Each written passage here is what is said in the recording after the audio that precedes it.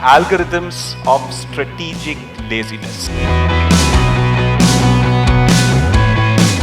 What I want to say is that in the future, it is going to be about computational creativity.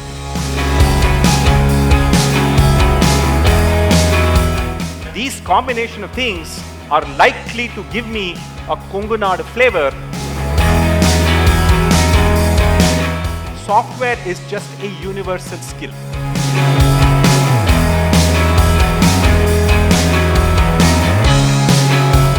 The South and the East are mostly meat eating.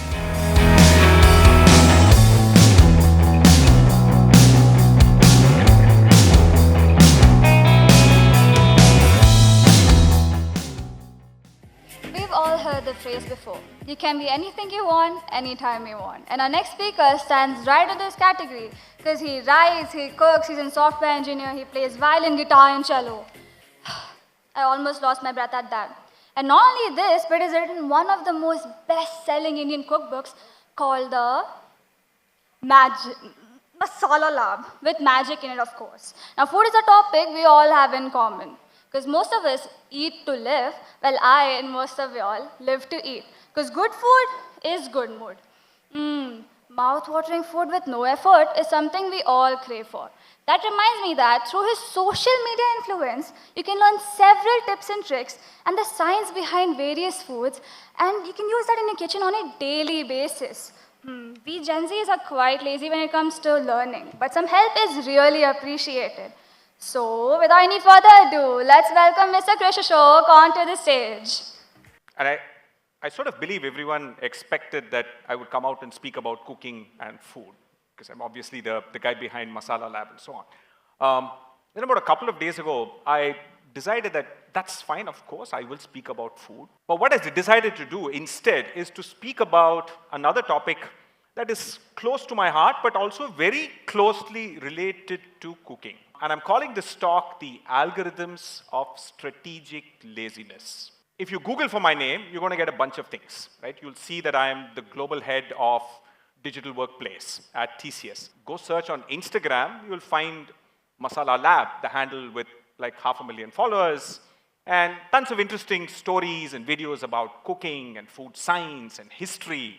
Sort of go search on Spotify, you will find my music. And then if you go to Twitter, you'll find random jokes and random memes and other things that I do. Apart from all of that, I wrote this best-selling book on Masala Lab, the science of Indian cooking. The big question that people often ask me is, how do I find the time? That the answer is actually strategic laziness. It comes from one of the first sort of CEOs of TCS who back in the day used to say that a good engineer is a lazy engineer, right? Because a lazy engineer automates everything that you need to do so that you focus on doing the more interesting, most joy-giving activities in your life, right? To paraphrase Sonam Wangchuk from before, learning F for fan is not the interesting thing, right?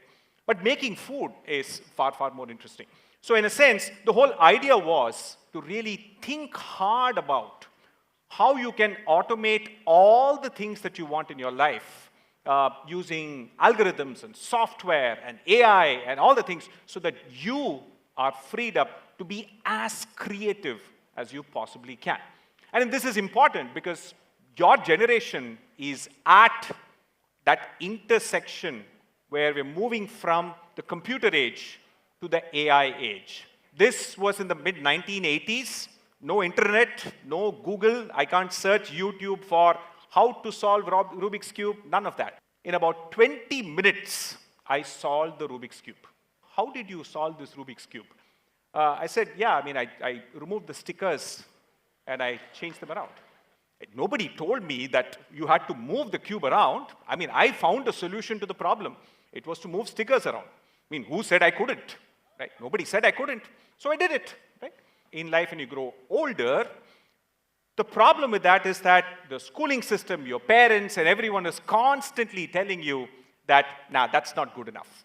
Right? You cannot keep inferring the spirit of things. You have to follow the rules because as an adult, you have to obey the law. You cannot break the rules. But as children, it's okay to break the rules. Now, what is interesting is that someone who's good at inferring the spirit of things is called a creative person. Somebody who infers the rules of things is called a criminal. Right? So, effectively speaking, there's a very fine line between being creative and being a criminal. I also want to talk about how the jugaad, right? Oh, this is fantastic jugaad. This teacher taught students by this very creative use of a coat hanger so that she could actually take classes. And this poor farmer was able to use the brilliant idea of two non-parallel lines to sort, the sizes of tomatoes. The interesting thing is that this jugaad gaze is ultimately not creativity. It is actually a failure of imagination. I mean, those people are absolutely making do with what they can, but no teacher should have to go through that during a pandemic. No farmer should have to go through what this person is doing. And likewise, no woman should have to go through what she's doing just to make fresh food and so on, right? Why did I choose? I did an electronics engineering.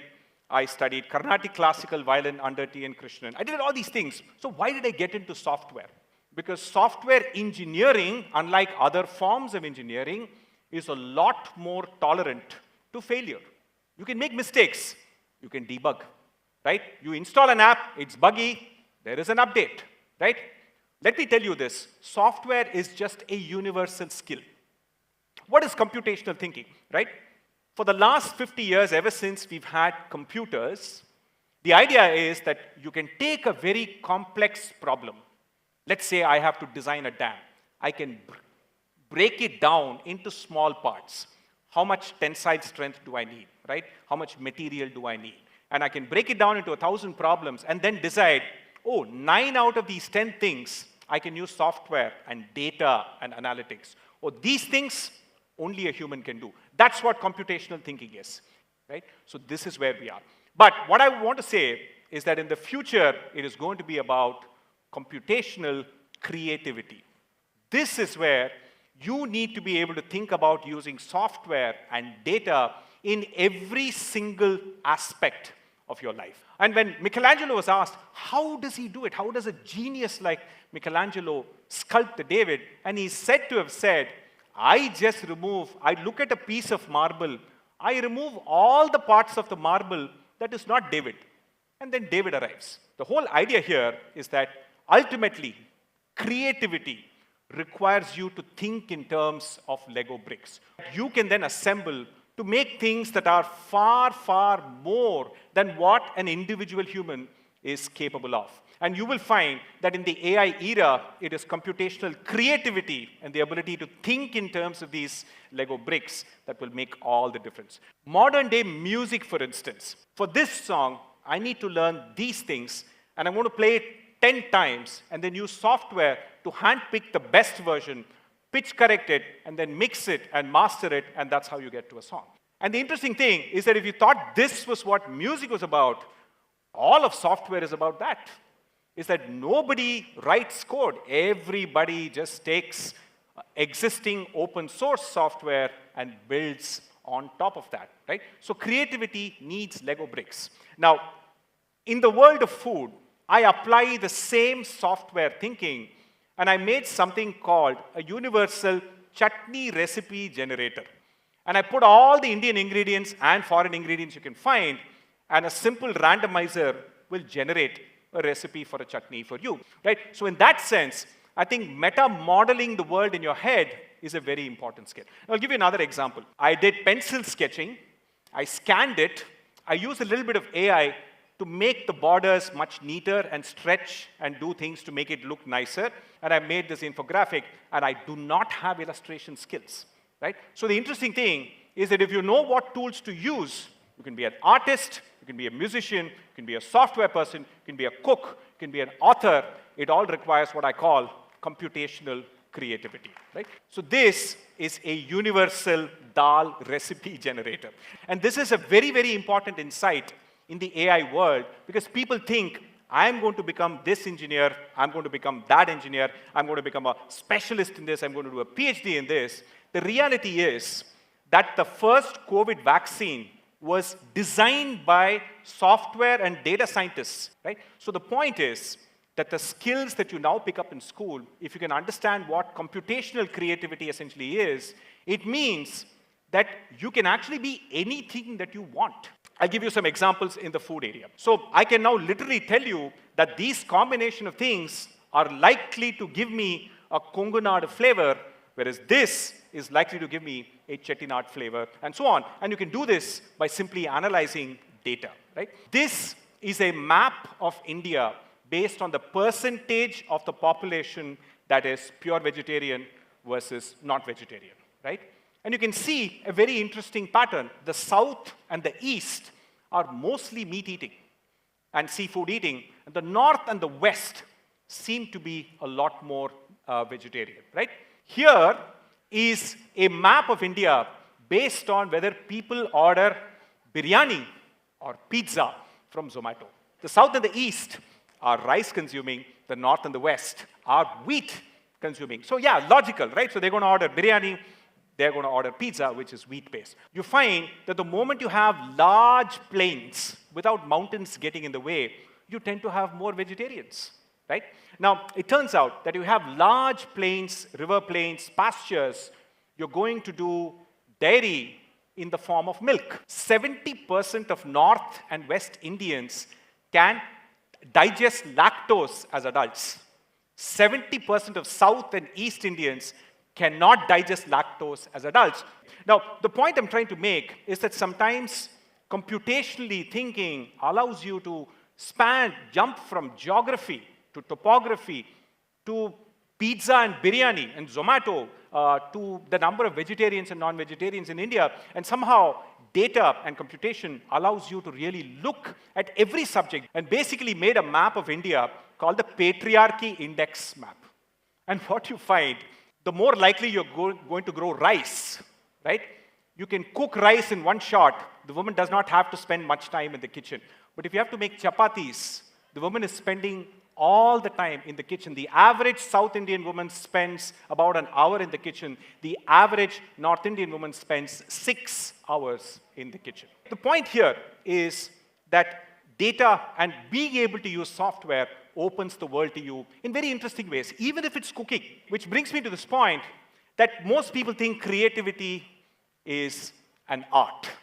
It is not, right? So all things that we call creativity are fundamentally about craft. And I'm here to tell you that the single biggest craft that you're going to learn as you graduate from school is your ability to use AI and software and data to make yourself more creative. And that is not art, it's craft. Because there are lessons, there is documentation, you can learn on YouTube, you can use ChatGPT. So that's the entire point here. All of you should aspire to not specifically be super specialized people. We are headed towards a world where if you see generalized skills and specialized skills. Now, in this new world, everybody thinks you need to focus on the skills on the right side. Unfortunately, that's where AI is fantastic at. Ideation, challenges, analysis, information, generation, all of this AI is good at. But what are human beings good at? Human beings are good at framing the problem, asking the right questions, assessing, curation, empathy, synthesis, engagement. That's what human skills are. I want to leave you with this fact that learning to learn. And the second thing is interdisciplinary is default. Also want to say that you need to learn how to use AI to replace, augment, and extend yourself. And last but not the least, occasionally rearranging the Rubik's Cube stickers is perfectly okay. Thank you. So wearing so many hats, yes, and yet being successful, how is it possible, sir? The honest reality is that the very first music that I would have uploaded to the internet would have sunk without a trace, right? But I think fundamentally you cannot be afraid of failure, right? So for me, creating something, the joy of creating that is what I get from it. So I have a question on food, sir. The world is kind of like adjusting and kind of moving towards different diets, sustainable eating, etc. Yeah. What's literally, according to you, let's say, what is literally the right way? Like, is there a right way? So the interesting thing is that there is no single right way to eat. There are people who are healthy and unhealthy on any kind of diet. Eating moderately, whatever it is you're eating, is a far better and more sustainable habit than wasting your time on diets. So just focus on eating moderately, whatever it is you're eating, and eat as many different things as you can. And I think that's all there is to it.